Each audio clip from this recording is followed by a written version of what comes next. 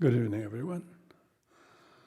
Welcome and thank you for everyone being here and there in between, and who will watch and listen to these teachings whenever.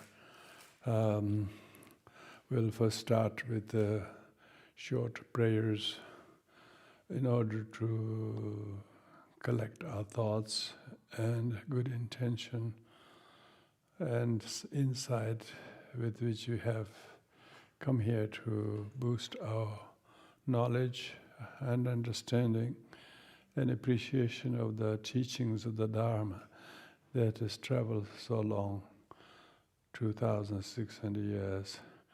And so we are surveying some of the early history of its development in these teachings. And so by listening, by reading, and by reflecting on them, will trigger some lost knowledge or memories we have from past, and renew our conviction in the usefulness of the teaching and the benefit it has to all people who have the good liberty to hear and understand these teachings. So first, join your hands at the heart, and we'll say these prayers, which is affirming refuge, faith in the Buddha and his teachings, and friendship with the Sangha community, and the commitment to practice loving kindness to all, whatever situations are, and particularly practice compassion to those who are not so easy to get through, to help, but not to be troubled or enraged by their going-ons, but treat them with compassion. Not react in the way we think they are behaving, but we try to practice compassion to know their suffering if possible, and therefore support them. Why learn history of Buddhism if we don't practice Buddhism? Which is to practice compassion to those who are facing physical, emotional, and life difficulties. Instead of branding them as difficult, we should see them as one of us in some similar situations, either in the past or in the future. We too will fall in their situations. And in spite of our effort to practice loving kindness, compassion, it doesn't mean we will always be able to stay delighted by lack of people with problems or suffering, but we should nevertheless stay joyful that we at least do not get discouraged and displeased by the suffering, but we try to find joy, to find a remedy. To not put down others, or not to think that we should have different, better people than these people, but we still have the joy to accept them for what they are worth at the time being, and not discriminate them against each other. And therefore we have equanimous thoughts towards all. So these are expressed by the prayers we will sing. So with that in mind, we will start. Join your hands at the heart and receive the prayers. O yenda Buddha Dhamma Sangha Aitere Bāvācchā āgyevenda Aishahare Vada Vajra Hebe Enda Buddhadara Mahazanga Aijere Vyajra Lajame Bhavaja Adyevandala Aishahare Vada Vajra and Abu Dadarama Zanga Aitere Pyaja and Laitame Bhavaja Adyevandala Aishare Buddha Udu. May all beings have happiness and cause of happiness. May they be free from suffering and the cause of suffering. May they know a powerful happiness that know no suffering. May they dwell in equanimity, free from attachment, aversion of those near and far. May all beings have happiness and cause of happiness. May they be free from suffering and the cause of suffering. May they know a powerful happiness that know no suffering. May they dwell in equanimity, free from attachment, aversion of those near and far. May all beings have happiness and cause of happiness. May they be free from suffering and the cause of suffering. May they know a powerful happiness that know no suffering. May they dwell in equanimity, free from attachment, aversion of those near and far. Ego intelligence and predisposition, however, where the yatanda dharma agrelo ekam ego.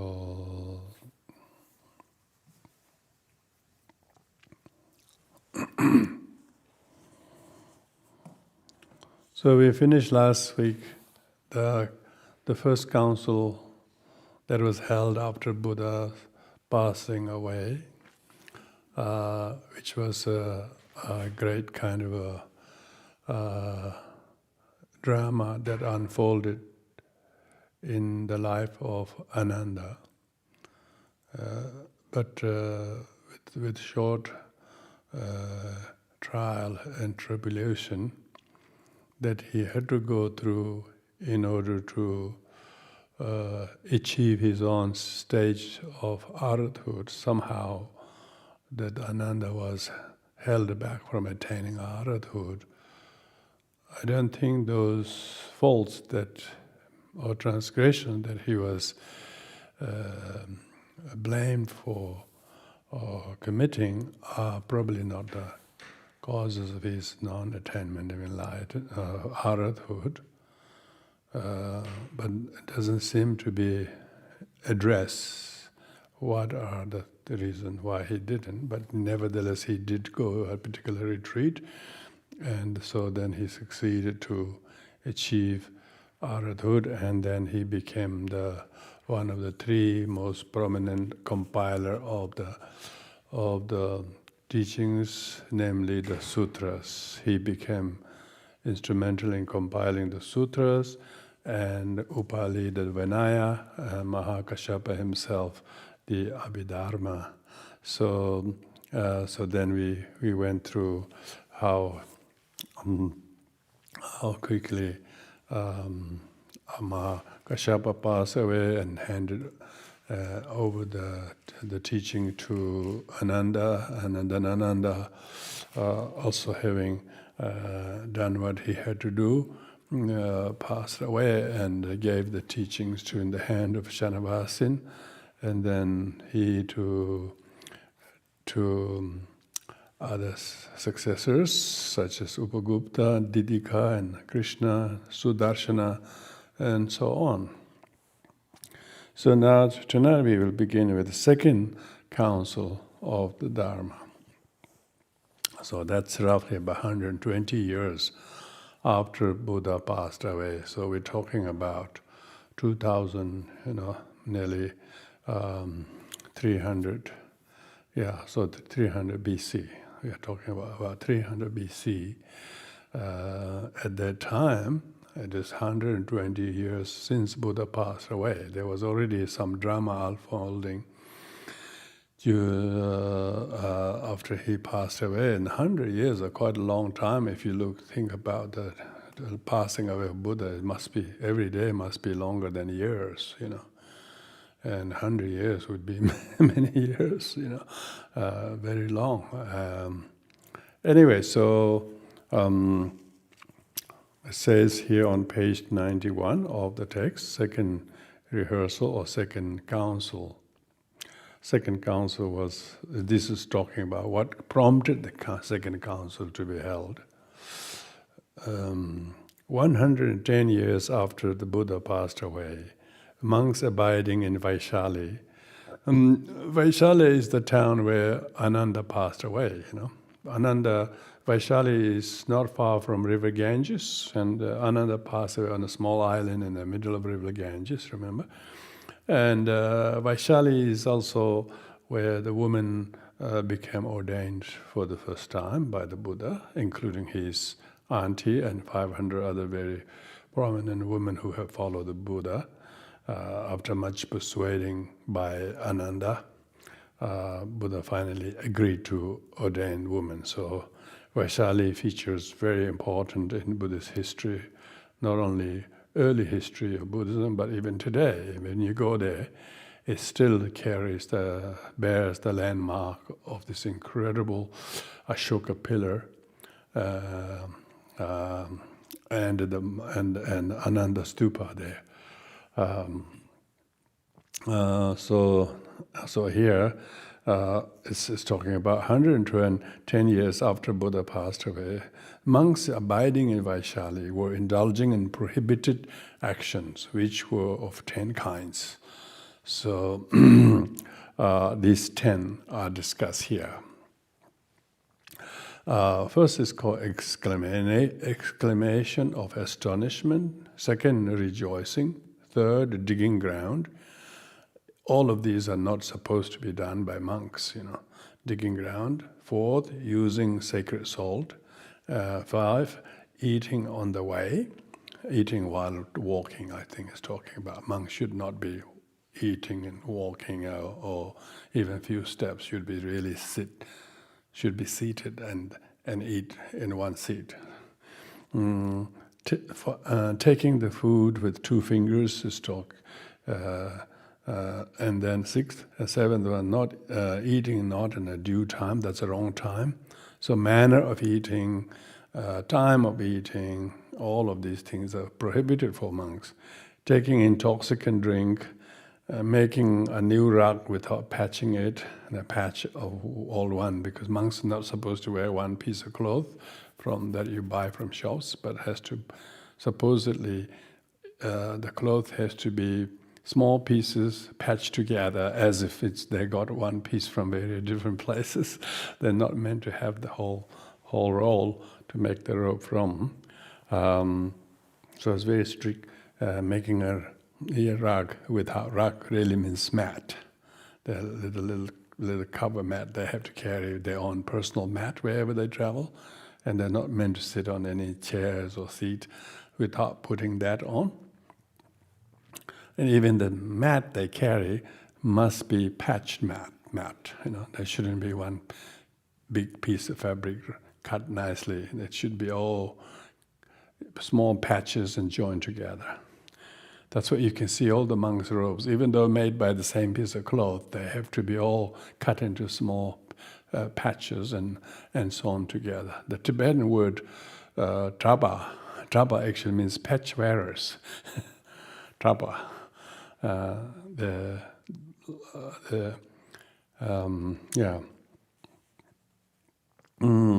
Without stitching it to a patch of old one, because it should be like as if you it became old and whole, and you got another piece of cloth, put a patch, and never try to get a new one.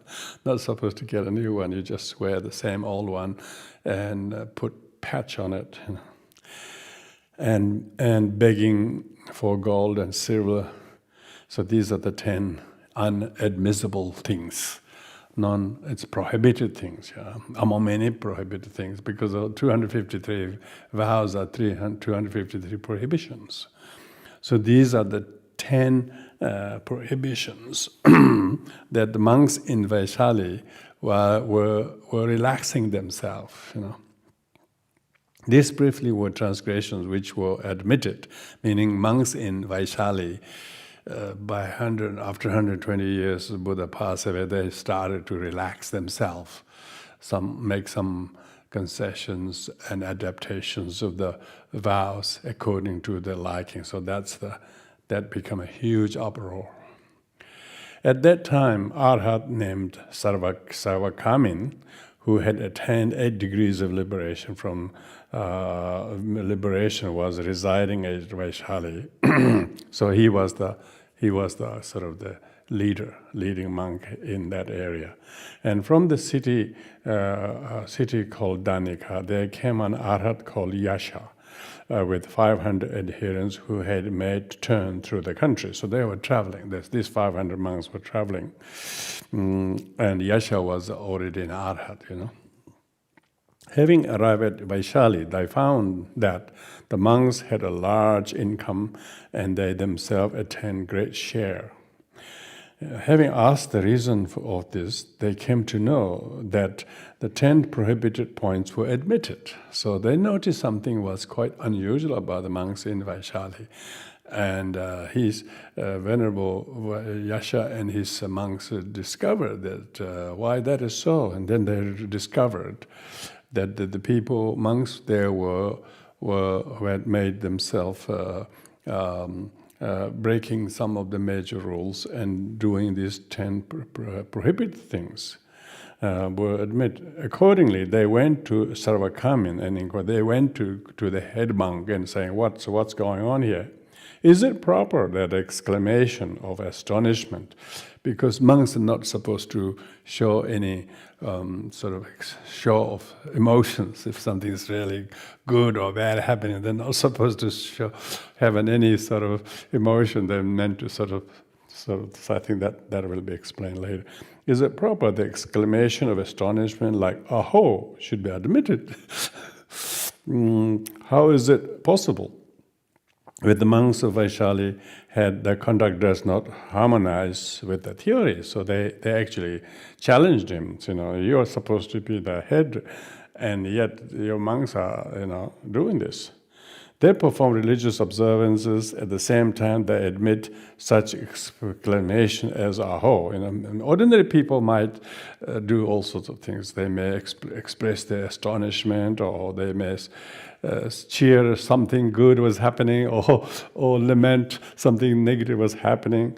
But monks are not supposed to make any such comments. Oh, Reverend Master, this is not right. At what place has the Lord established the rule forbidding this?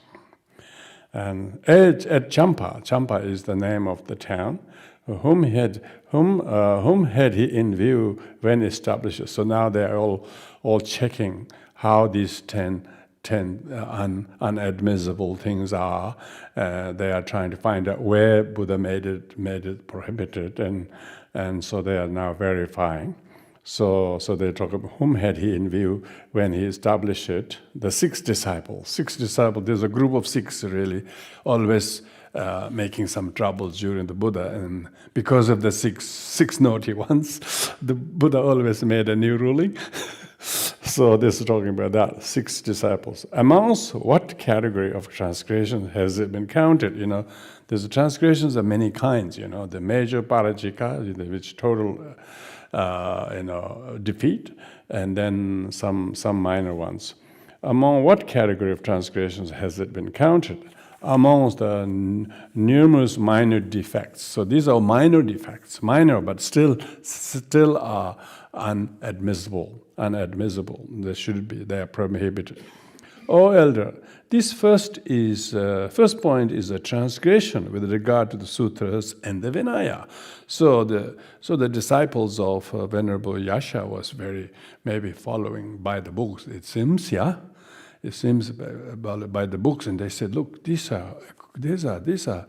contradict to the sutras and Vinaya. It deviates from the teaching of the master, and the permission of it is not contained in the sutras and is not to be found in the Vinaya. It disagrees the essence of the doctrine. Therefore, when it is spoken of as admissible and has become practice, how is it possible to be indifferent with regard to it?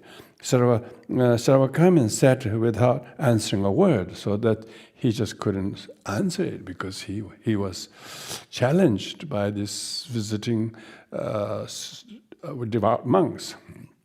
Then, O elder, the following is to be asked. Can exclamation of rejoicing be regarded as admissible? And so on. So they challenge one by one, all the 10. As before, they perform religious services and at the same time incite the monks in attendance to rejoice and consider this to be admissible. This is not right. The rules forbidding it have been delivered at Champa to the 6 disciples, and it has been counted among the numerous minor defects. So they're just really putting him on the spot, so to speak. So this was the main reason why Buddhism fractured in many different schools, because everybody's disagreeing and holding different opinions. What is what Buddha said and what we should or shouldn't. You can see from the point of view of the Yasha's disciples, they're holding the very conservative view. If we may call it, they will be the Theravadins, I suppose. And monks of Vaishali were a little bit more sort of, Mahasangika group. You can see how they are forming there.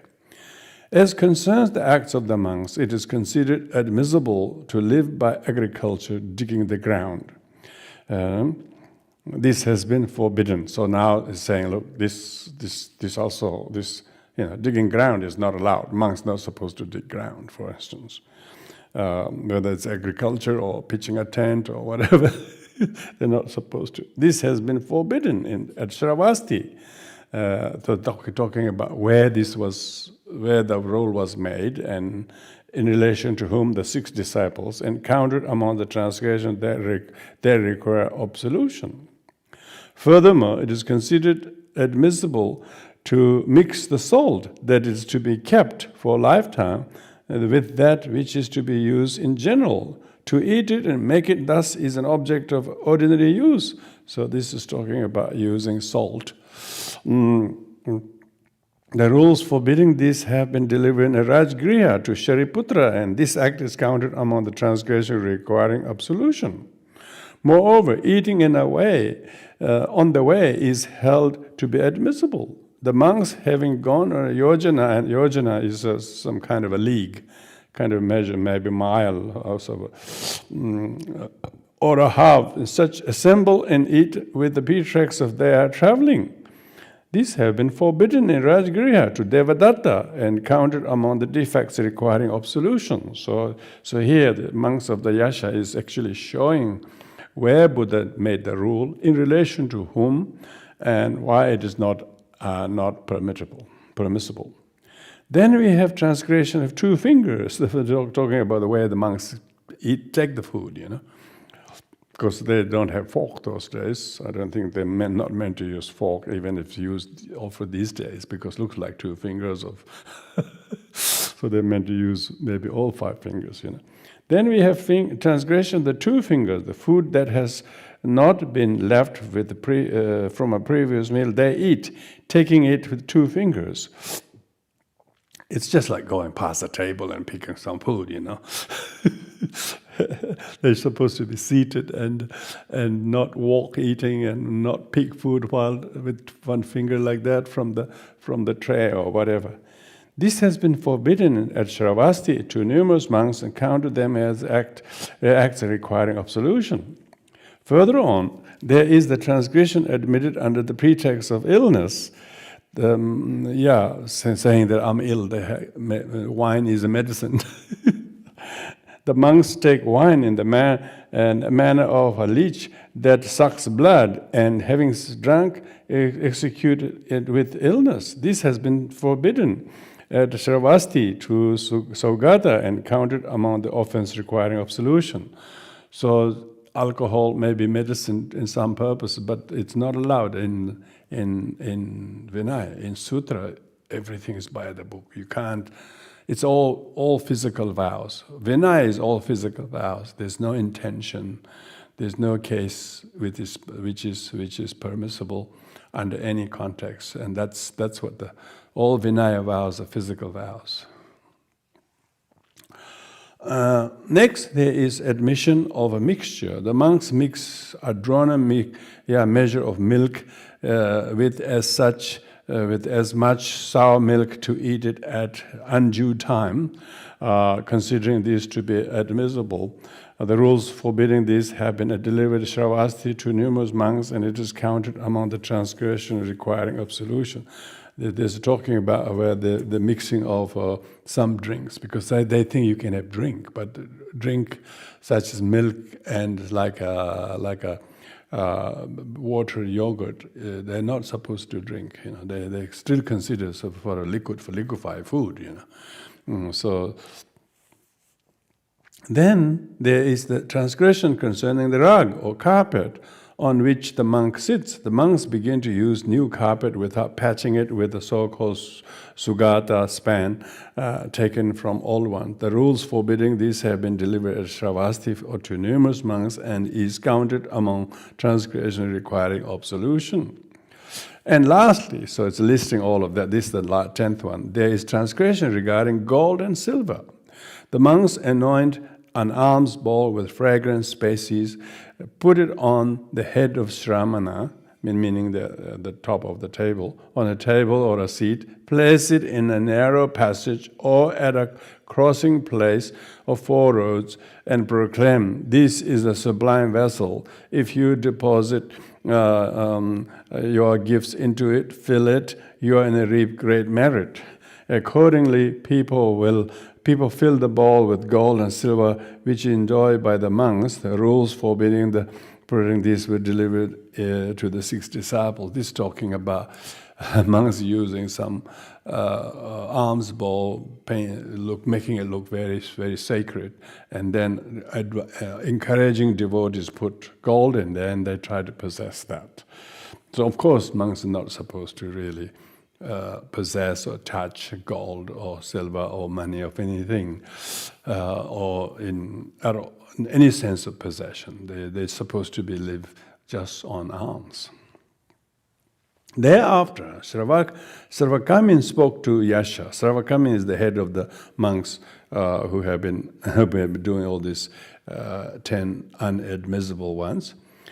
Go thou and find such who would be of accord with thee, and I will be thy friend according to doctrine. So Venerable Sarvakamin said, look, you should go and do what you are trying to propagate, saying, look, we've got to live by the books accordingly, and if you can find anyone who assists you, I will support your move, because Yasha accordingly departed and spoke as he had before to Shada from the city of Jonaka, to Danika from Sankasya,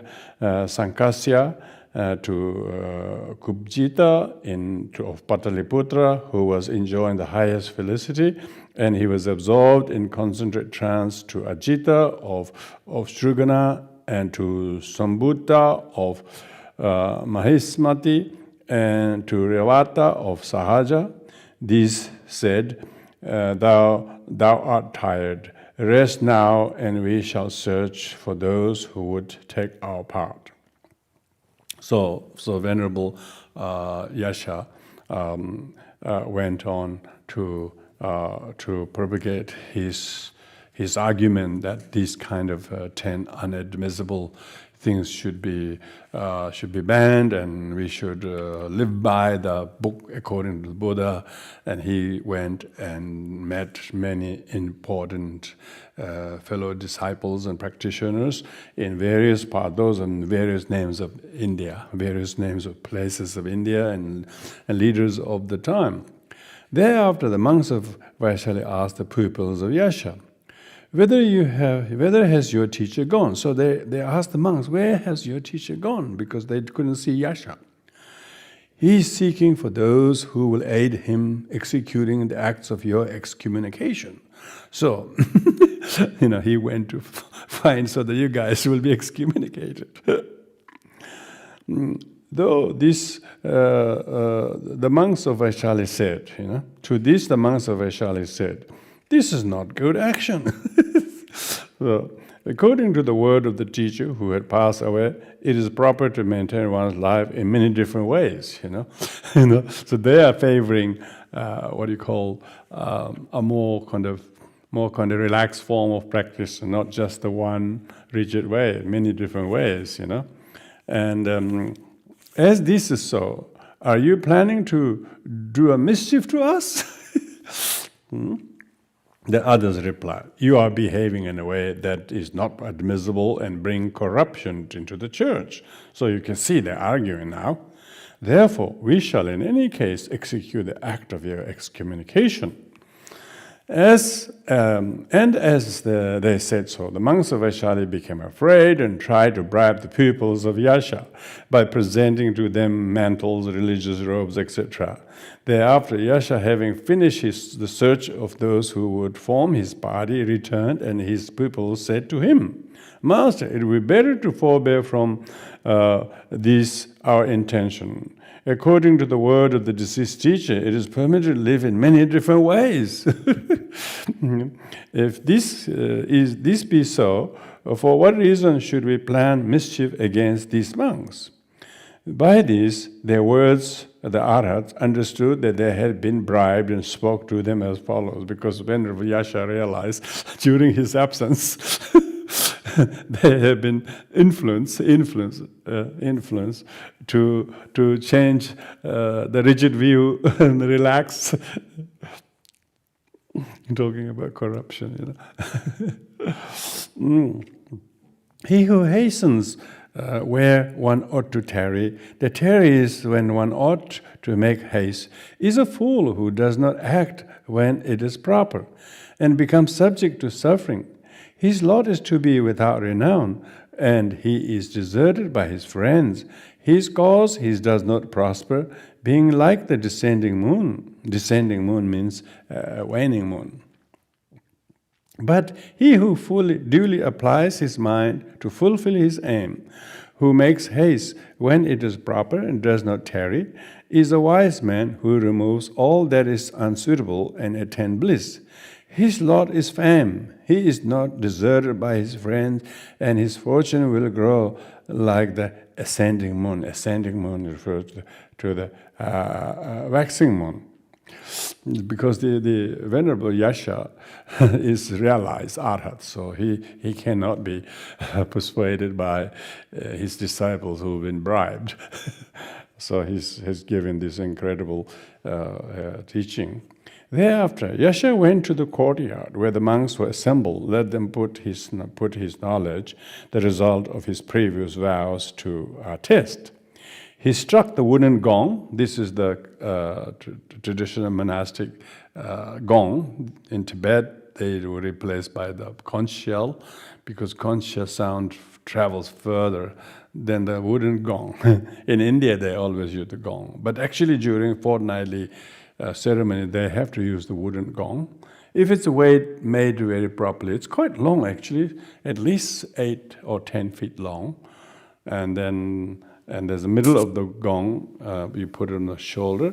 Otherwise, it's almost like 10 inches wide and maybe 2 inches thick, and flat plank really, all the way.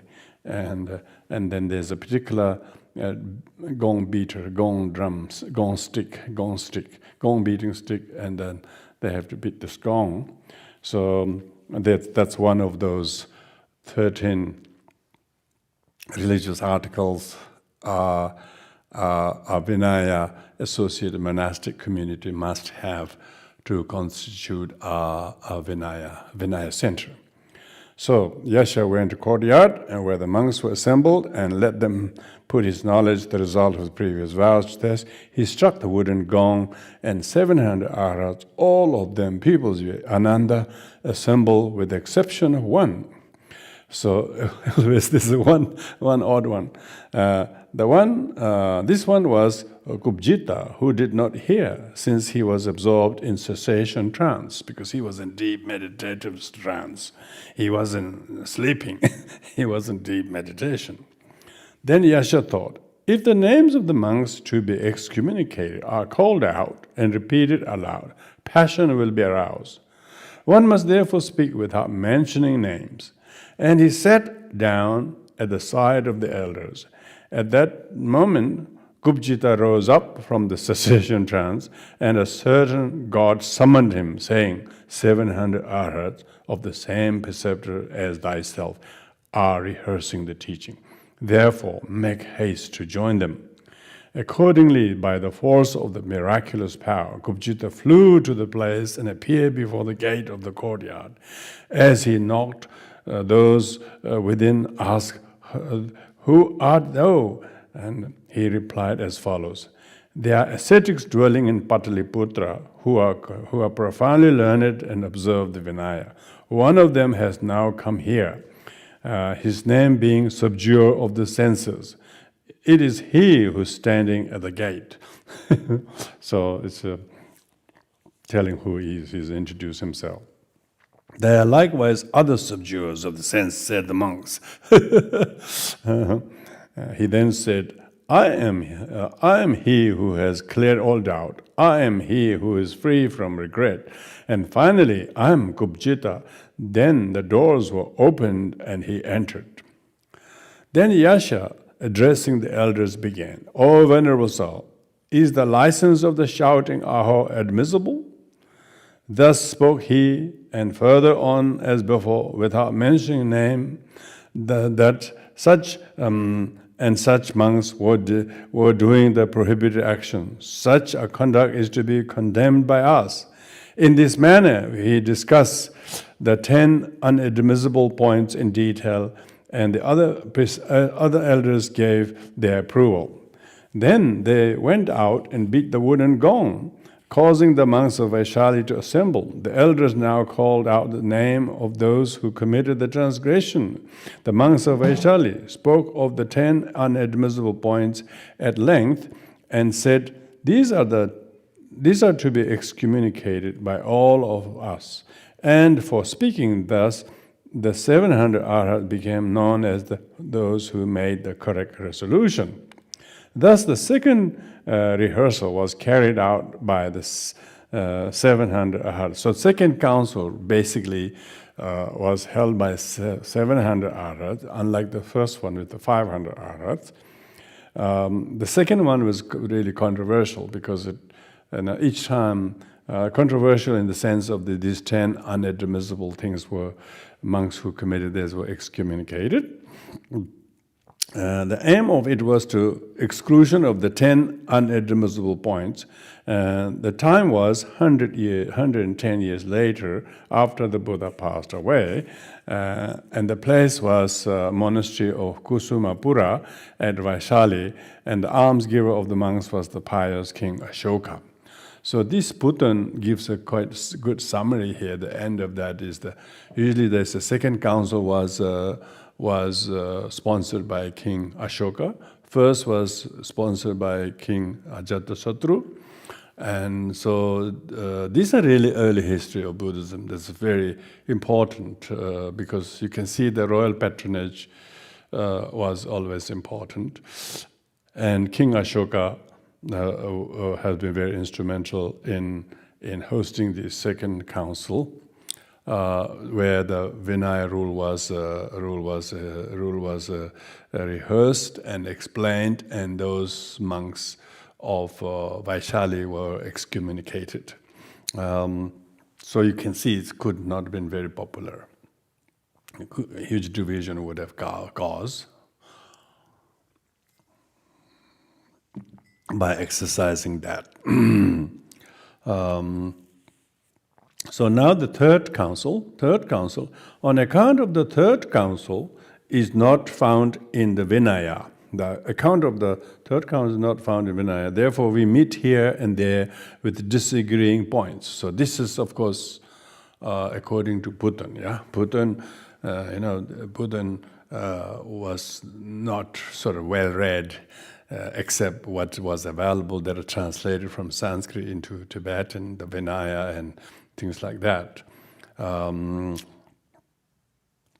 Tibetans think that all the text they have is complete, but they didn't realize there were many other early Buddhist stories in Pali and other languages that has a totally different record of things. Anyway, so here it's according to what Buddha said. He says what he finds is very different points of views. According to some, 137 years after the teacher had passed away, at the time when King Nanda and Mahapadma were reigning, and when the elders Mahakashapa, Uttara, and others were residing in Pataliputra. Pataliputra is the modern Patna. Even in modern Patna, there is a suburb that is regarded to be ancient remnants of Pataliputra. Mara, the evil one, having assumed the form of a monk named Bhadra, showed many miraculous apparitions, sowed disunion among the clergy, and brought confusion into the teaching. So this is talking about the base of some of the disagreement. At that time, the Venerable Nagasena and the Manojña were living. See, Nagasena is one of the famous arhats who actually influenced one of the Greek, King Milinda, to Dharma. He converted Greek King Milinda into Buddhism. At that time, when Elder Nagasena and the Manojña were living, the clergy became split into various sects. On the 63rd year, after the division had taken place, the teaching was rehearsed by the elder Vatsiputra. According to others, it's 160 years after the teacher had passed away. At the same time, when the king Ashoka began to reign in the city called Kusama Vistara, the arhats were reading the word of the Buddha in 4 different languages: Sanskrit, Prakrit, Apabhramsha, and Pishachika. So these are considered to be 4 major languages. In this, they don't include Pali. Sanskrit is and Prakrit is more like a vernacular of the villagers and the ordinary people. Apabhramsha is considered probably more Pali, because Apabhramsha by virtue means broken Sanskrit, broken languages. So it's more like a not quite Sanskrit, but maybe pseudo Sanskrit. And Pali sounds like Pali definitely has many. Most of the words in Pali are identical Sanskrit, with except different, like word karma is called kamma, dharma is called dhamma, and so the Apabhramsha Tibetan means surchakye. Surchakye means the broken languages, broken, corrupted languages. So corrupted Sanskrit, probably corrupted Sanskrit. That's what that refer to. Pishachika is a language of the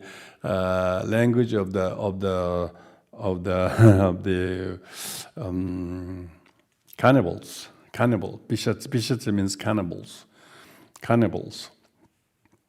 Maybe a frontier language, I would imagine, because they always regard those people further into the horizon as cannibals. Accordingly, the pupils of different arhats formed separate fractions, and this gave origin to the division of 18 sects. Let's go 18 Nikaya schools. In the philosophical view of the different sects, there were many disagreeing points which brought confusion to the church. I don't think it really was to do with philosophy. It is all to do with Vinaya. How should you eat? How should you wear the robes? All that kind of, all the argument about Vinaya.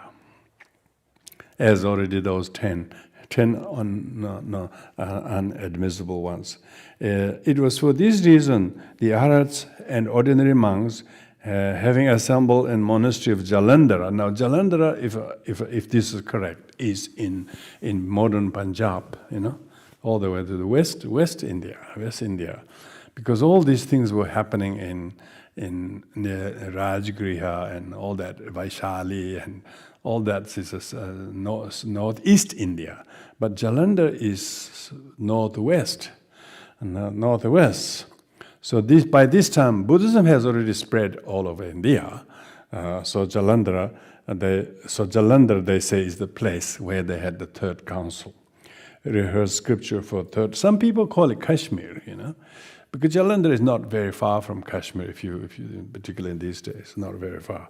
Jalandhar city is a very big railway station. You wouldn't believe how big Indian railway stations are.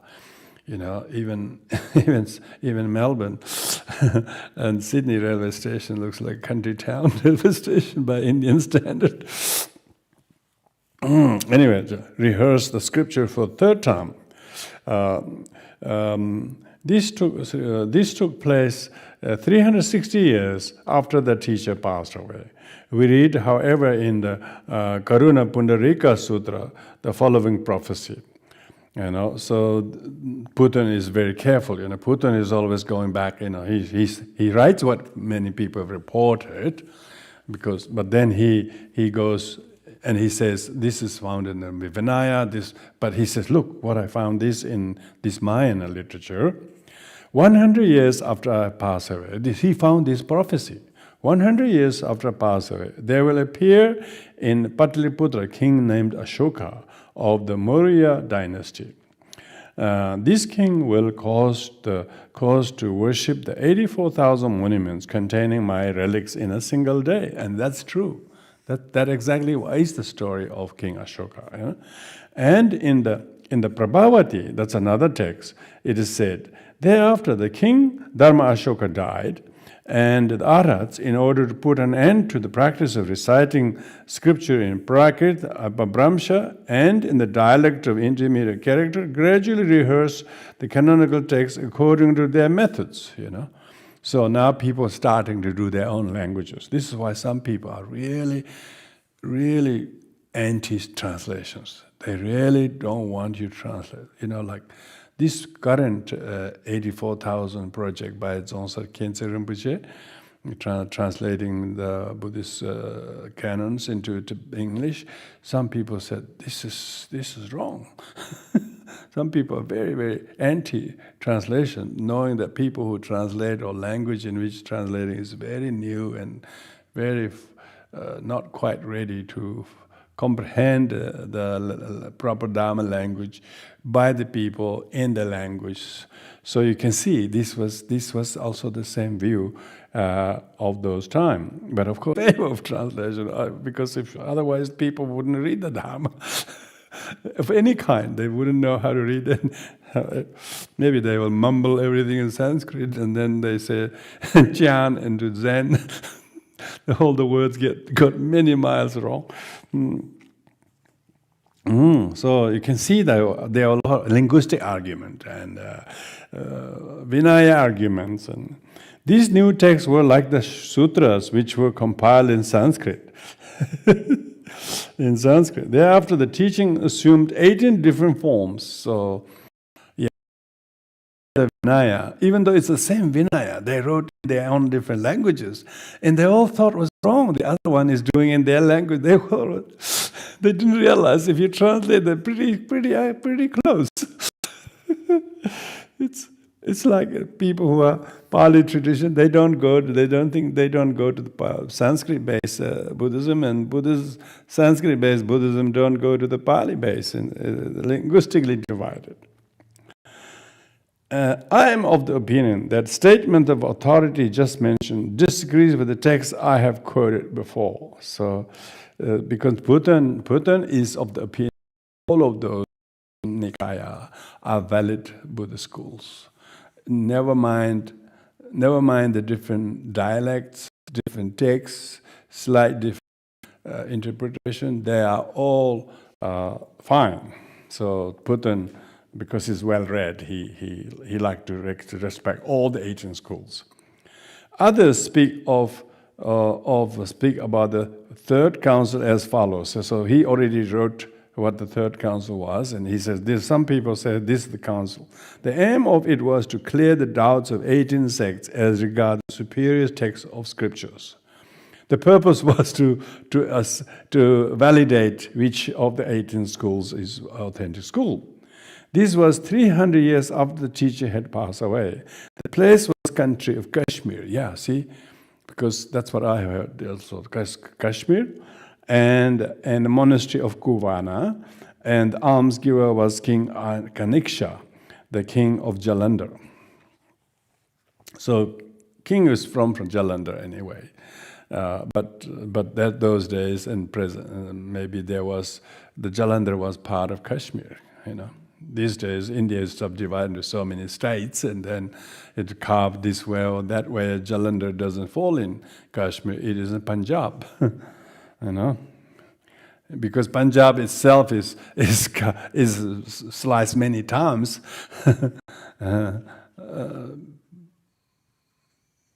What they call Punjab, as we know, is there's also one form of Punjab in Pakistan. So it's very modern. The word Punjab is very modern. So the members of the council were 500 arhats with Purnika at their head, 500 bodhisattvas, Vasumitra and others, and 250 or 10,000 ordinary pandits. So you can see, when they had the third council, there were the Mahayana and Theravadas, because Vasumitra and others were more like and by 500 bodhisattvas. And there were 500 bodhisattvas there, you know. Incredible. It's true. One would be enough. The 500 of them. After recitation of the text had been made, it was settled that the texts acknowledged by the 18 sects were all of them a word of Buddha. So they all came to agree. They all came to agree that all the 18 Nikayas were valid schools. As concerned the division of 18 schools, Bhavya considers that there were two principal fractions, Mahasangikas and the Staviras. So Mahasangika is the parent organization of Mahayana Buddhism, and Staviras were the parent organization of the Theravadins. So Theravada comes from the word Stavira. When you take the S away, they become Thera. Stavira. The word Stavira really means stable ones. Stable in terms of their entry into the Arhathood and abiding into the Arhathood. Because firstly, difficult to enter if you're not stable. Secondly, it's even harder to abide even if you enter. So all those 8 Arhathood are divided into two parts, entry, abiding, whether it's Arhathood or once returner, non-returner, and so on. They have 2 stages. Others said that there were 3. So 2 just mentioned, and Vibhajayavadins. So there are 3. The Mula Sarvastadins say, Mula Sarvastadin is the Vinaya school to which the Tibetan Buddhist tradition today belong to. I always think they follow that. Mula Sarvastadin means the those which propound, who are proponent of the Mula Sarvas, meaning all the basics are retained. Say that till the time of the second rehearsal, there was only one school. So Mula Sarvastadin said, we were there right from the beginning. They were the Mula Sarvastadvadins. Mula Sarvastivada. Vada means the proponents, yeah. Mula Sarva means the fundamental basics, Thereafter, owing to the fact that scripture was recited in different dialects, there arose 17 sects. So he says from one it became 17. The texts of these fractions, they say, do not represent the teachings of the Buddha. They are not to be found in Vinaya, since they are not included in the precept containing monastic obeisance. Neither are they contained in the sutras, since they are contradictory with each other. They are likewise in conflict with the true essence of the doctrine, since they explain the word of scripture in another sense. Therefore, they are not the word of the Buddha. So they are all refuting each other. So the Mula Sarvastadins is the one who thinks the others are not right. We refute this statement of the Sarvastadins as follows. The texts of the 70 sects are the word of the Buddha. They are to be found in the Vinaya, since they teach the moral discipline. They are contained in the sutras, as they speak of the mental disciplines, and they are not in conflict with the true essence of the doctrine, since they are in conformity with the teaching of nirvana and contain the precept relating to the discipline of the highest wisdom. So this is the three Pitakas, yeah? Moreover, they are endowed with the three seals, the negation of real ego with regard to the elements, etc. They have, as their principal subject matter exclusive with the word of Buddha, they have been analyzed by the Arhats. They have appeared as a result of the Buddha's teaching. We read, moreover, in this containing the explanation of the dream of King Krikan as follows. And this is one of the reasons why they validated that all the 18 schools are valid. Oh, great monarch, because he had this dream. King had this dream. This king was contemporary of the Buddha, Shakyamuni Buddha. He had this dream. Oh, great monarch, in thy dream thou hast seen how 18 men were pulling a piece at a piece of cloth, because he had a dream that 18 men were fighting over a piece of cloth. This means the teaching of the Buddha Shakyamuni will split into 18 sects, but the cloth that is the doctrine of salvation will not be torn asunder. This passage likewise proves the canonical texts acknowledged by 18 sects represent all of them words of Buddha. Vinitadeva and the author of Bhikshu Varsagra Pricha are of the opinion that there were four principal sections. Vinitadeva says that now this is a breakup of the 18 Nikayas having four principal mother-parent organizations, if you like. The Eastern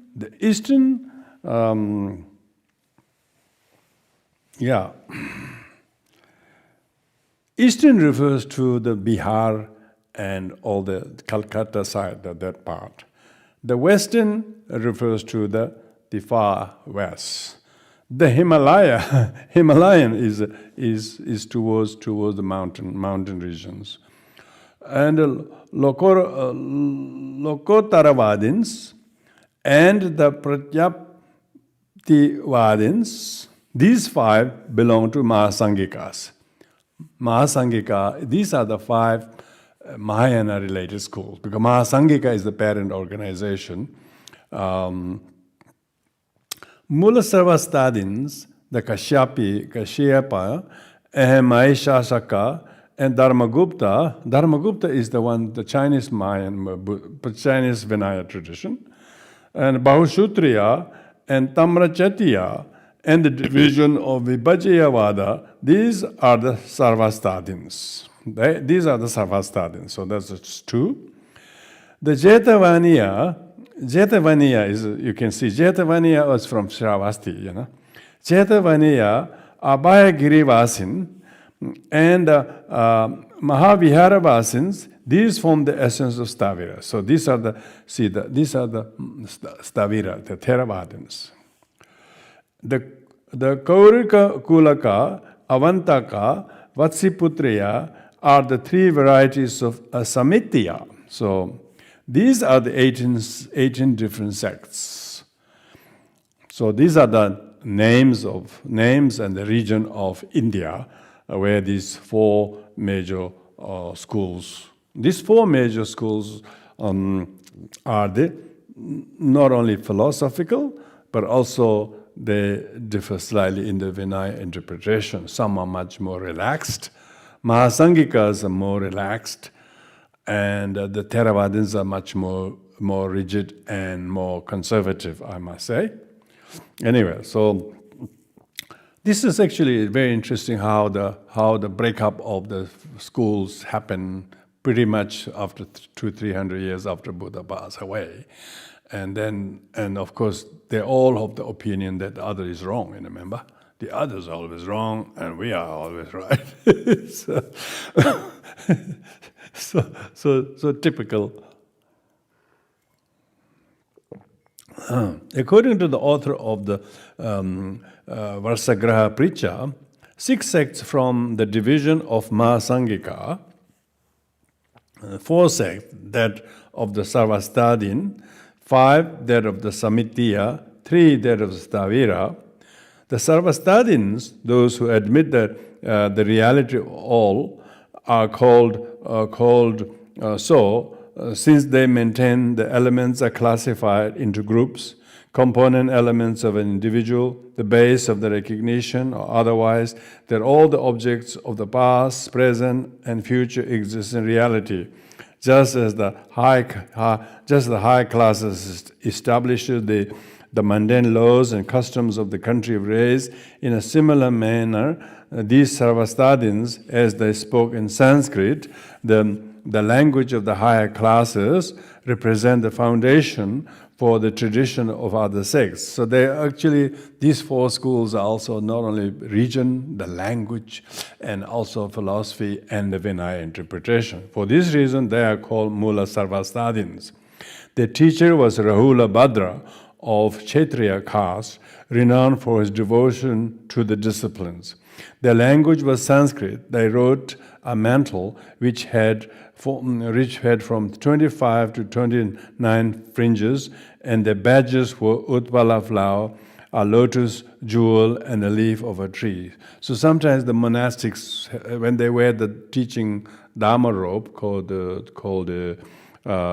sugar, on the right shoulder there's a small patch of the monastics, and the patch actually indicates to which of these schools they belong to. So here talking about the symbols Utpala flower, a lotus, a jewel, and a leaf of a Bodhi tree. A leaf of a tree means, people definitely use the leaf, the Bodhi leaf, as a very important symbol in Sri Lanka, and particularly. So that's the Mula Sarvastadins. Tibetans definitely belong to that. I've seen people use only wheel of Dharma. They don't use jewel. Some maybe use jewel, Utpala flower, whichever. The Mahasangikas were called so since they were all clergy, the greater part of which Maha was constituted by them. Their teacher was Mahakashyapa, a Brahmana great in his practice of the 12 virtues of ascetic. This is the real ascetic who lived by the book, Their language was Prakrit. They were from 23 to 27 fringes, and their badge was a conch shell. The Samitiya received their name as they taught the theories expounded by a teacher who was revered by the great number of people. Means that everybody revered. Samitiya has a sense. The teacher was Upali of Shudra caste, great in his observance of the Vinaya. Their language was Apabramsha. A number of fringes on their mantles were 22 to 25, and their badge was a Shorshika flower. The Stavira wore this name since they maintained to belong to the spiritual descent of Stavira saints. Their chief preceptor was Katyayana of the Vaishya caste, renowned for his converting the borderland. because Venerable traveled many frontiers. He was like the Captain Cook of Buddhism. He traveled very far and covered many outreach many places. They spoke an intermediate dialect, and their fringes and badge were known as similar to those of Samitiyas. According to some of the language, the Mahasangika was the intermediate dialect, and the Samitiya was the Prakrit, and those of Stavira was Upper Brahmsha. So this is Buton in the 14th century talking about 200 BC. That's a pretty brave statement. So how many of them is accurate? Not as pretty. Gotta guesswork. We have thus a great difference in the views of these 18 sects. But nevertheless, all belong to Church of the Buddha. This is good. Buddha keep coming back. He's really good. He said, nevertheless, they're all same. They're same Buddha. They're all good because it was in the dream of the King Kriken. So don't get me wrong. It is accordingly said, it is only owing to the difference in the views that this division into 18 sects has been caused. But as to different teachers, there are none. They all follow the same Buddha. So it's interesting. People forget the teacher,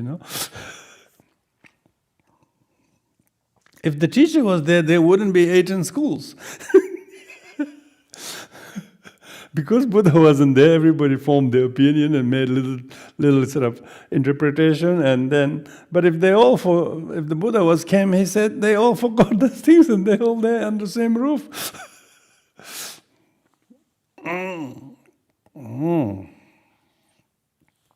And the teaching of the Lions of the Shakya has become split into the 18 sects. This has been conditioned by the previous acts of the Buddha, of the acts of this teacher of the world, In such a way, teaching was rehearsed third time. Therefore, as to the ordinary people, they were not possessed of the great memory, recited scripture incorrectly, making omissions and interpolations. The word of Buddha was written down in books in order to prevent its corruption. So up to this, they were not written. They were, So then they realized, look, they're fighting over this may be really forgotten. We have a danger of losing this text, and then they start writing, in order to prevent its corruption. Till that time, it was recited by heart, and no written text of it existed. According to some of these, according to some, this is not correct. Since the Manjushri Mula Tantra, it is said, the son of Ajatasattu, called Upa, shall cause the word of the Buddha to be written down. See, Buton is very careful. He says, look, even though this is all, we even say these days, text wasn't written until 2nd century.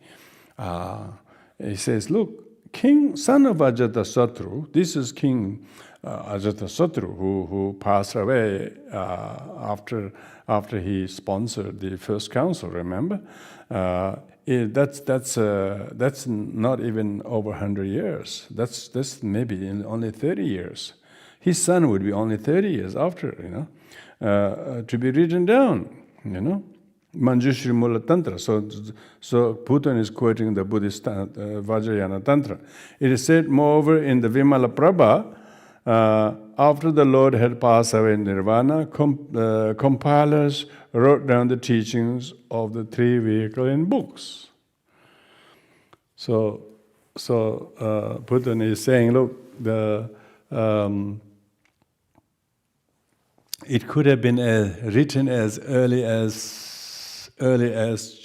by the son of King Ajatasattu, which predates Ashoka, because during the time Ashoka definitely went around the country and he installed edicts and big stone columns, and he carved words on that and so on. There definitely was writing system. Writing system existed as early as before that, so why wouldn't they write? Maybe people thought it was a taboo to write Buddha's words. They should all be read by memory, maybe because they thought it was too sacred to be written down. It's like too sacred to be translated. So they all recited only, and they all listened to the senior arhat to tell them, and they heard them, So what we call tellers and hearers. Tibetans go tö drop. Tö drop means tö means hearers, drop means tellers. Those who heard what they heard, they told to other people. They retold to other people. So that concludes the first three councils. Now, second is rehearsal Mahayanistic scriptures. Tradition says that on the mountain called Vimala Swabhava, on the south of Rajgriha, assembly of millions of bodhisattvas, Manjushri rehearse Abhidharma, Maitreya, Vinaya, and the Vajrapani sutras. It is said, moreover, so the Maitreya here doesn't mean future Buddha, okay? This Maitreya Bodhisattva is different from Maitreya the Buddha, okay? Most people think the Maitreya is a future Buddha coming in the Shakyamuni Buddha's eon and doing all those things. Like the five writings of Sangha attributed to Maitreya is not future Buddha Maitreya. Some people, most Tibetans think it's the future Buddha coming and teaching. It can't be right. Otherwise, when is the future Buddha going to come again? It is the Maitreya. In this case, is Maitreya the Bodhisattva, one of the 8 Bodhisattva Maitreya, and Vajrapani. See, they are the ones. So Manjushri rehearse Abhidharma. So it's not. It is not Mahakashapa. Maybe Mahakashapa is Manjushri. Maitreya Vinaya, maybe that is Upali. Maybe Upali is the Maitreya. And Vajrapani the sutras. Maybe Ananda is Vajrapani. So what is it in a name? No. But when we talk about Mahayana Bodhisattva Pitakas, Bodhisattva Pitaka means all Mahayana, Vinaya, Mahayana Sutra, Mahayana Abhidharma. It's quite different. So that's why they have these 3 different compilers. It is said, moreover, in the Tarkajwala, Mahayanistic scripture is the word of the Buddha. The chief compiler of it were Samandabhadra, Manjushri, Lord of Secret Charms, Maitreya, and others. The Shravakas were not the chief compiler of the Mahayanistic canon, since the latter is not accessible to them. So they don't agree that Mahayana literature were compiled by the Shravakas. They cannot. In the commentary on the 3 Prajaparamita Sutras, 3 Prajaparamita Sutras, the long one, a medium one, and a short one. The long one is 100,000 verses long, and it has 12 volumes, and medium one has 4 volumes, the 25,000, and short one has 8,000 verses, and that's only 1 volume. It is said that according to the Tathagata Achintya Guhya Nirdesha, Vajrapani is to be the compiler of the teachings of the 1,000 Buddhas that are to arise in the future eons. In the Vajrapani Abhisheka Tantra, likewise, Vajrapani is spoken of as the compiler of Mahayanistic scriptures. Accordingly, it is admitted that it was he who rehearsed this scripture, reciting it to Maitreya and the rest in the form, thus I've heard, and so on. So that really sort of here, Buton doesn't go into great detail, except for the Mahayanistic kind of interpretation. How about the Mahayanist literature? There are Mahayana sutras, particularly. I don't think there's any separate Mahayana Vinaya and Mahayana Abhidharma as such, except interpretation, because. So what we're talking about is the separate Mahayana sutras. There's a lot of Mahayana sutras that are not found in the Theravadan literature. So you can see Anyway, so that's Buddha's summary of the scriptures. So I don't think we will go further than this. Not just tonight, but also next term we will study something else.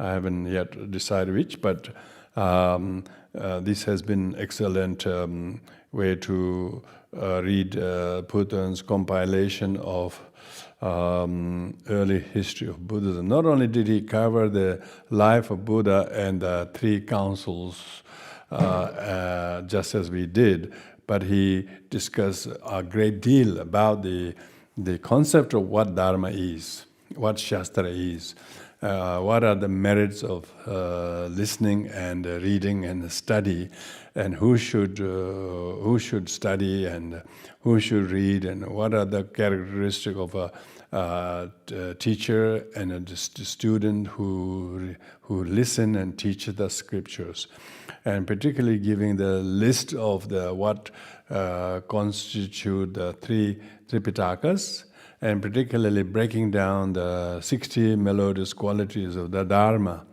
how the Dharma, when we understand it, how musical it is, meaning how true and believable the Dharma is. He went on the great length about distinguishing the three different types of Buddha Vachana, teachings of the Buddha, either given through his power of meditation, or through his spoken words, or through endorsement. So, like the Heart Sutra that has all three. You know? So, Buddha is able to transmit teaching through an interlocutor and directly by his words, or him endorsing.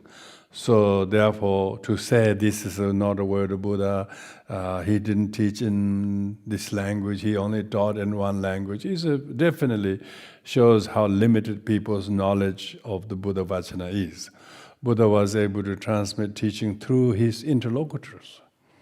The interlocutors, meaning there are people who asked the questions, who answered and who clarified, and then the Buddha endorsed. So they're not word of the Buddha, but they are conversations that took under the blessings and under the direction and supervision of the Buddha. He was overseeing the whole thing, and he often endorsed what was asked and what was answered. And all the sutras are basically dialogues, you know. Maybe the dialogues between two, but caused by monologue of the Buddha. Buddha was thinking, and he's transmitting his knowledge. You know, sometimes they talk about rikte in Tibetan. Rikte means knowledge, mind transmission.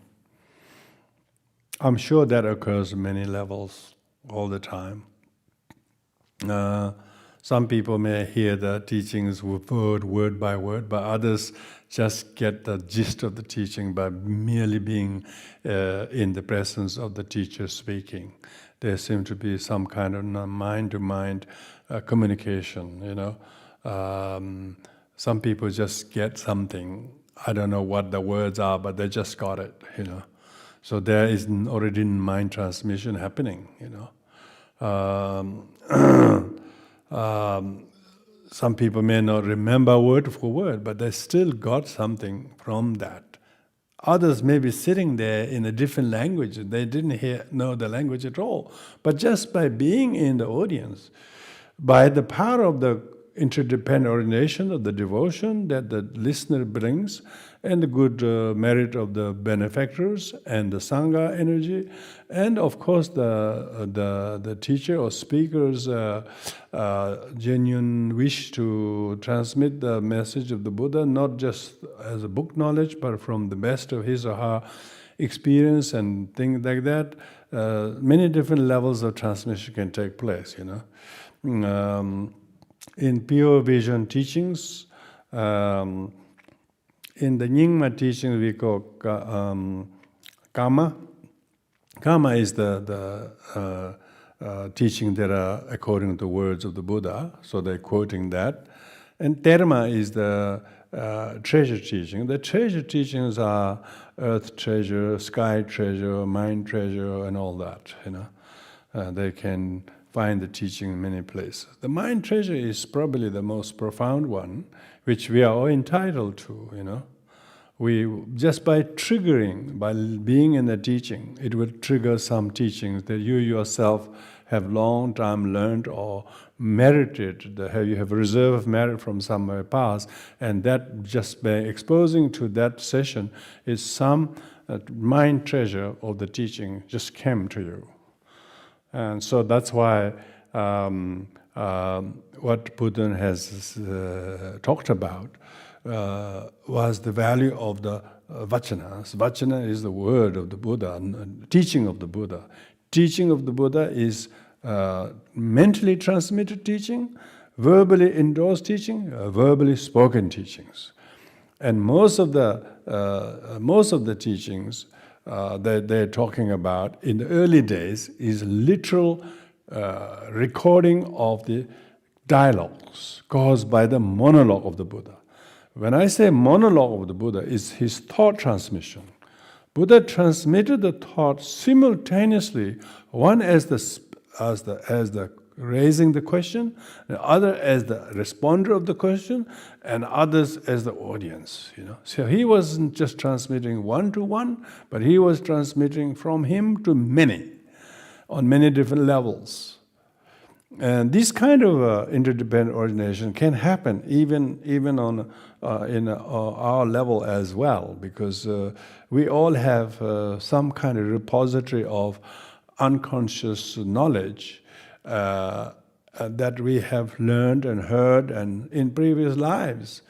We just need something that triggers to discover this storage of knowledge that our mind stream previously was influenced many generations, many lifetimes ago. I'm sure many of you have that, because how can you otherwise be so inclined to follow Dharma in this life, in a body born in a Judeo-Christian background or something like that? That is very different from Buddhist thoughts and views and ideas. That the majority of the Judeo-Christian people wouldn't want to borrow it. Why are you showing incredible predisposition? It's because you have a repository of some merit, reserve of merit from many past lifetimes, by having met Arhat or Bodhisattva or whatever, but through the intervening many lifetimes, your life has gone from there to here and so on, but somehow your merit has ripened.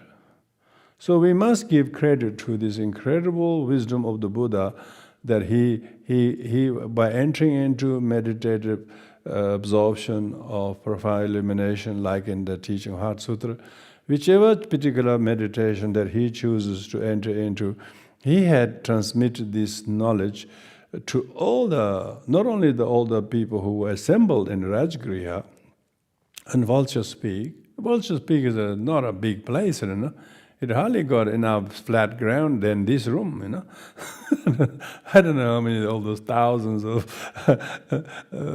monastics and arhats and bodhisattvas fit there, They must all be floating in the air, I suppose. They brought their own air chairs.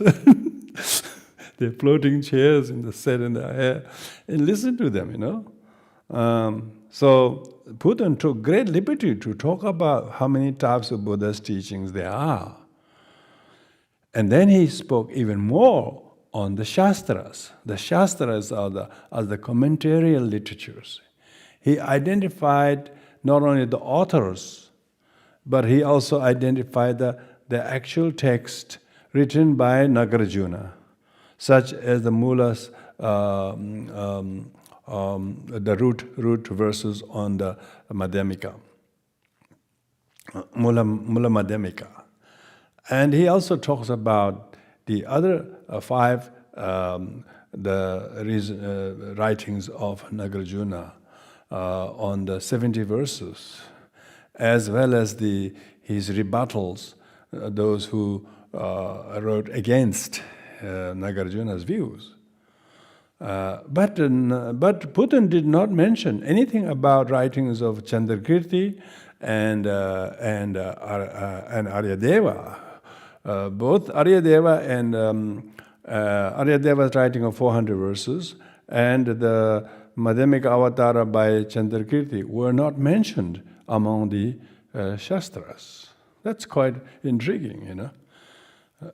That shows that during the time of Buton, which is 14th century, you know, late 14th century, the circulation of the root texts, such as by Chandrakirti and Aryadeva, may have not been widely circulated. Remember, during those days, there was no Sera, no Drepung, no Ganden, no Trashi Lumpo, no Amdutta Hikil, and there was Sakya, but Sakya never was a big kind of a monastic seminary as other places were. Sakya became more of a seat of the new school of the tantric practitioners of the Lamdre, but never became a seat of great debate and study of scriptures. Buton is later than the founding of the Sakya. Sakya was founded in 1073. Buton came in late 13th century. So during that, if you look at why Buton is not talking about the major textbooks that are studied in monasteries in Tibetan tradition these days, those monasteries weren't even named. There was not a tiny hamlet in those places. They were all empty, vast land.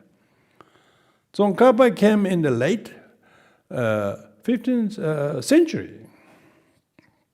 And he founded Ganden Monastery, and then his disciple found Sera and Drepung. So you can see those shastras that Buton discussed was the text, but he didn't list the text like 6 major textbooks, like the Gelugpa talks about, or 18 great textbooks the Sakyapa talks about, or 13 great texts that Nyingma Kagyu talks about. Those concepts didn't exist. These concepts came after Buton. So therefore, reading history teaches you history of the historian himself. During his time, there was none of these famous monasteries. There were those small, not small, but fairly medium-sized monastery like Sangpo Niutok. And Sangpo Niutok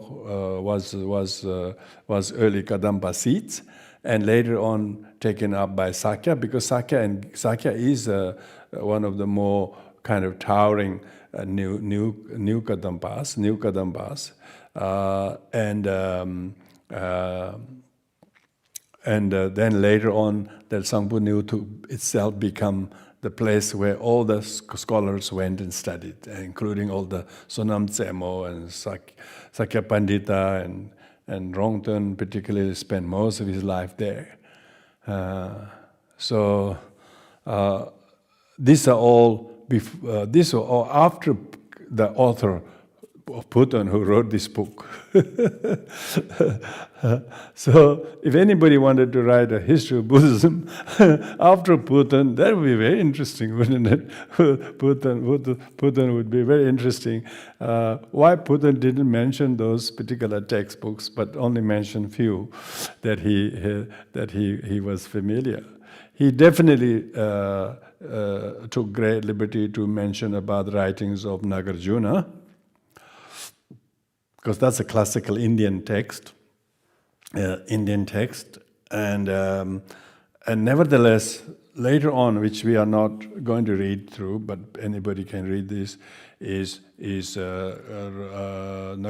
Buton gives a biography of most of the important Indian authors of the textbooks, the textbooks that monasteries in Tibet studied, as well as the concept of how long the teachings of the Buddha will remain in the world, and what signs will they appear when the teaching will start to dwindle. According to his and most Tibetan Buddhist historians, we are in a very degenerate time. We are in a form-only Buddhism period. Form-only Buddhism period means people only are able to practice teaching merely in form. But in substance, very few are able to do that due to the degenerateness of their life, or their lack of merit, or their distraction, or their short-sightedness of whatever it is.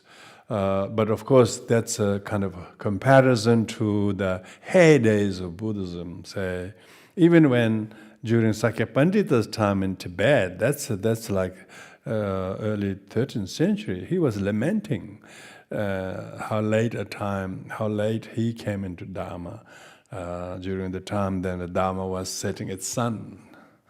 Now we are talking about nearly 900 years after that.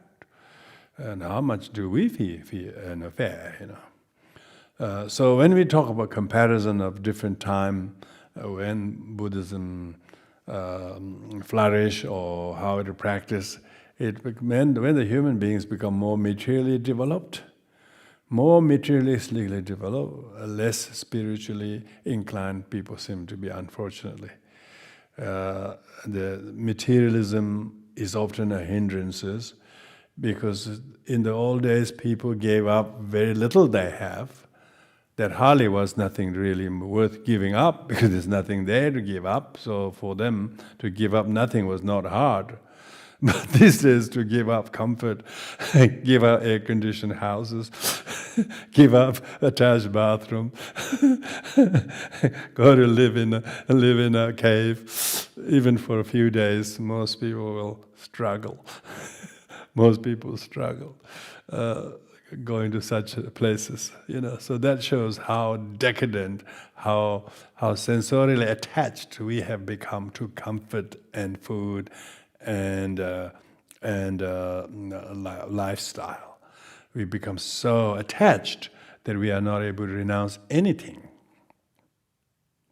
I mean, those days the monks were talking about whether they should be allowed to pick a fruit on the way down to the toilet or go into the corridor. They are not allowed to, you know, in terms of manner of eating, when they ate, what they ate, was considered a major transgressions. And how many Buddhist monastic traditions, say in Tibetan Buddhist traditions, are observing any of that? They have transgressed most of it, basically. So that's why it is form-only Buddhism. But nevertheless, form-only Buddhism shouldn't be dismissed as being inadequate or not good enough. In this degenerate time, to have a little iota of faith in the Dharma, and even just being willing to hold the mere form, most people are not even willing to hold the form. They idolize the form so much that the form holder should be perfect expectations. And no wonder why there's so much stress to be a form holder, you know. Or the form, here's a uniform, we talk of uniform. Just those who put on the uniform. It's very few would put on the uniform. A couple of months ago, our neighbor's Laotian senior monk visited here, and he brought three monks. He said, these are temporary monks. I said, what temporary monks? They're going to be in robe only 3 days. They came to do this to observe the death of one of their father. And they're wearing the robe just for 3 days. And even then, he's the senior monk. He came with great pride to bring these 3 monks. He said they were just for 3 days, but they still honor them as if they had the real thing, you know. So I think we mustn't think that the form only is lesser, short time is only lesser. Even if you walk one step towards the Buddha, it said, your merit is great in relation to those who don't, you know. So therefore, of course, the overall time today is, of course, the people who able or willing to give up any of the basic things the teaching says you shouldn't.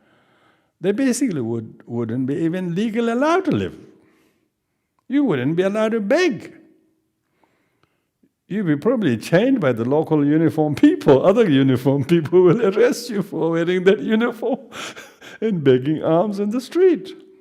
Or at least some, unless you know the designated place for basking, you go door by door, go begging alms, you know. We have seen a one or two odd, brave monk. I met one, I think he's a Chinese monk. He's been walking around Australia on foot and on alms, he was doing that, and he never suffered any problem. He always found someone to give him food, but he did meet some people who really think is really strange. He shouldn't be doing that in Australia, type of look. But it didn't matter because he went to another house and another house, and he always found some people gave him food. But that's because people are well read and well traveled, and so they're quite happy to see a monk coming to the door and give some food and not treat him with contempt and so on. But in some places they will reject.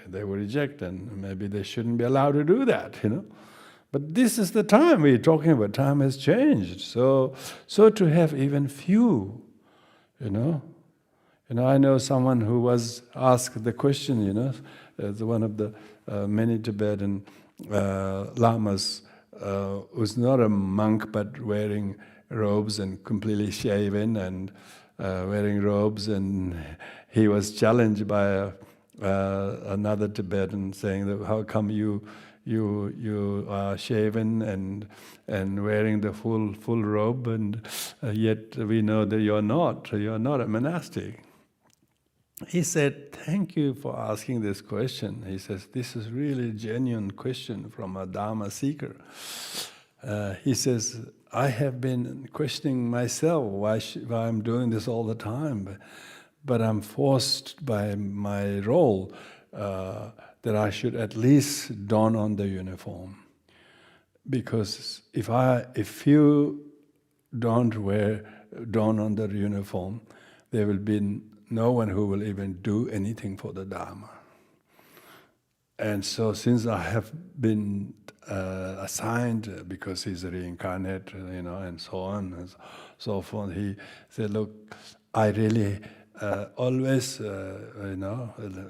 hesitatingly wear this robe, but I've never arrogantly feel that I'm perfect monk." He said, "I've never done to that. But if I don't do the mere form only, and because people dismiss this as a form only, and then there would be not even form left, so there will be no Dharma left at all. So therefore, I at least am merely wearing the uniform to share, so that there's at least a form of a reverence to the Buddha and his teachings." So that's why we should not look from this end of the history and feel sad in comparison to the monks of Vaishali who were excommunicated for doing those 10 things that they thought was terrible. We hear about monks being excommunicated by certain Buddhist traditions for ordaining women or whatever that case might be. So these sort of things happen, but we shouldn't be intimidated by these things. People who hold very rigid views always will be critical. What they think is a flaw of other people, but that's what the samsara is samsara for, because we will never have the same view that we share. Like those 18 Nikaya schools, they all follow the same teaching of Buddha, but they don't accept each other at all. So when people don't accept then they will suffer because they don't accept. But those people who have much broader than the form only Vinaya, because Vinaya is only physical form only, It's not a vow of intention. There's no Vinaya talking anything about the intention. Even modern law now is talking about when they are checking at right and wrongs of people's behavior, they're talking about with what intention did you do it. So even the Vinaya way of interpreting the code of conduct is very, very, very 2,600 years old. However relevant it seemed or valid it was then, it was then. But only after 100 years it was tested. It was argued. It was pushed and pulled into 18 directions. And they all end up being 18 different Nikaya schools. But they all are trying to follow the same Buddha. And they all nearly forgot that it's the same Buddha.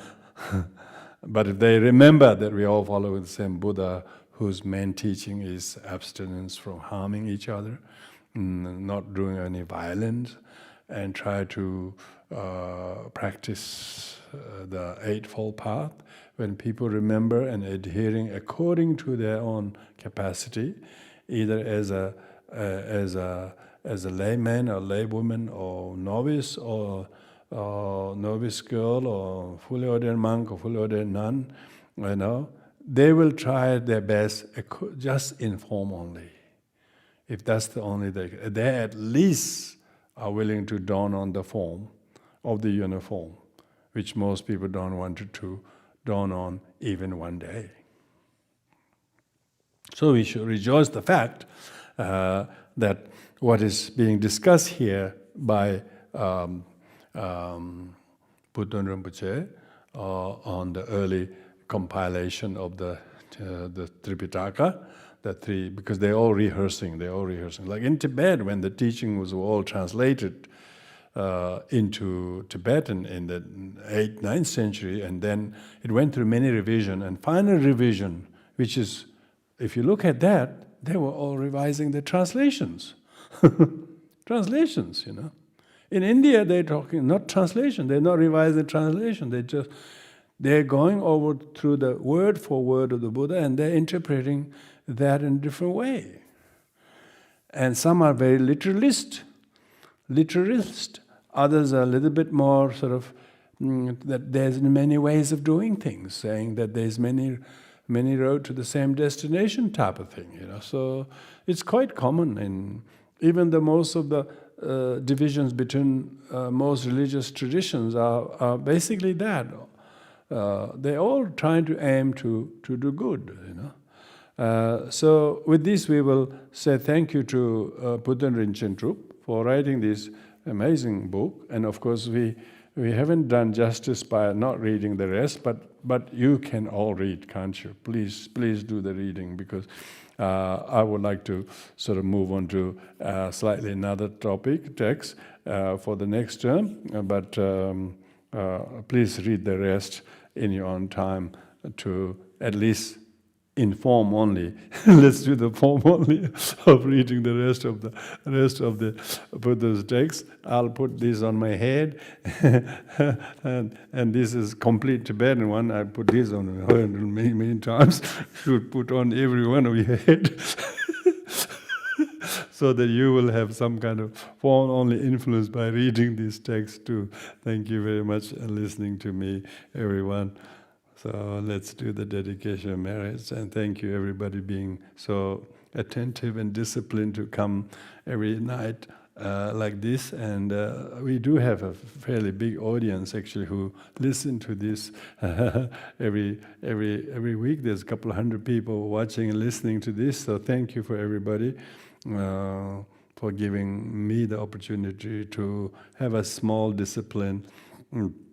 To be with you each week like this. Thank you. Ova de mere me ova ga da de va ben ga hom ne me ale vere do be from the ocean Buddha de Herenda Mahayana Dije whatever mere mehobe begast and laza Jehoda Mahayana Dije Kareja Manjujrenya Azama Dabadra Delava following Avode Hizambu Aisha de Dege Ode Mere Mede Excellent Body Jida Tebe Veheranayadaza Where has been bomeding freely without generation. Thank you, Rinpoche, on behalf of all your students here in person, online, and watching later on. As Rinpoche mentioned, we're of course free to continue reading this book.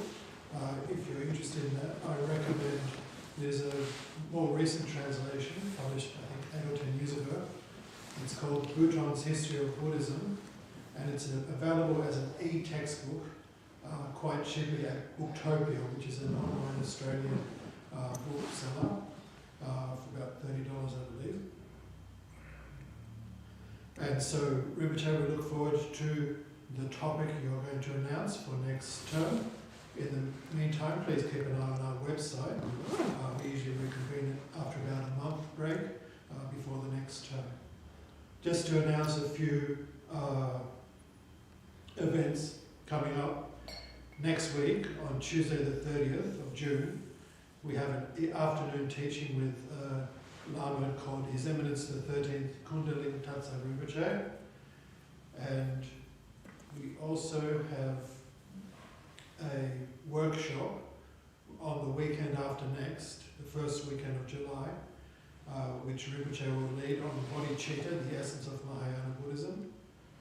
And we also have a 30th annual 10-day Karma Abiding meditation retreat at our retreat centre in Victoria from 25th of September to the 5th of October. So we've got lots of events coming up, and I look forward to seeing you all soon. Thank you. Thank you, Jamila. One addition thing to that is we're going to do Green Tara Puja this Sunday at 11 o'clock with shared lunch. So now we have a temple. It's really important the sanghas come together. So this is on the weekend. We will try to make at least once a month on weekend. So we could do the 10 o'clock on Sunday, so 11 o'clock Sunday shared lunch. Of course, we will do that in English and chant the praise to Tara bilingually. But I do it every morning here at Kando, and we are doing every morning in Tibetan. Of course, that if people will join, that's fine. But if not, at least you know that we are trying to maintain the ember of the prayers continuously burning and not letting it go cold. And so I've been saying, look, when days we are not here, we will try to create a roster that people can come and do so that it continues every day, because temple like this, all the Buddhas and Bodhisattvas, all the sacred consecrated shrine, and they need to be honored with the prayers as frequently as we can. So at least doing Green Tara Puja daily, on top of weekly practices and fortnightly practices. We will try to do Vajrayogini talk, as well as the other practices, if possible, in person here. And the Wednesday night practice also, I recommend everybody to come here at 6 p.m. 6 p.m. we do the Ngondro practice for 1 hour, and 7 o'clock we do the Avalokitash practice. This used to be our tradition, in Avid and in Holder. We've been doing until until the COVID hit, and we weren't able to do it, particularly last 12 months because of the busyness of that. Now we wanted to revamp our regular practice sessions, so please come and join, and we'll hold the form-only practices together. Thank you very much.